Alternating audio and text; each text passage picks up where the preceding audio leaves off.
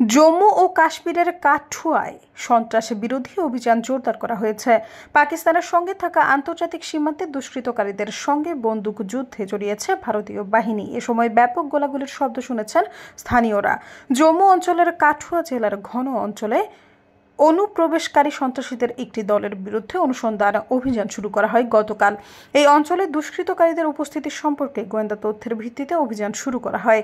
একটি তথ্যে বলা হয়েছে, গত শনিবার 5 থেকে 6 জন সন্ত্রাসীর 2টি দল অনুপ্রবেশ করেছিল ভারতে।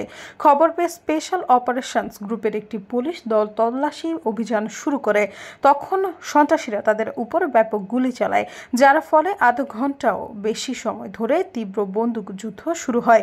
সন্ত্রাসীদের অভিযান শুরু করার সঙ্গে সঙ্গে অভিযানে সহায়তা করার জন্য দ্রুত অতিরিক্ত বাহিনী পাঠানো হয়। ধারণা করা হয়েছে, সন্ত্রাসীরা শনিবার গিরিখাত পথ দিয়ে অথবা নতুন তৈরি সুড়ঙ্গ দিয়ে অনুপ্রবেশ করেছিল। প্রাথমিক গুলিবর্ষণে কোনো হতাহতের খবর পাওয়া যায়নি।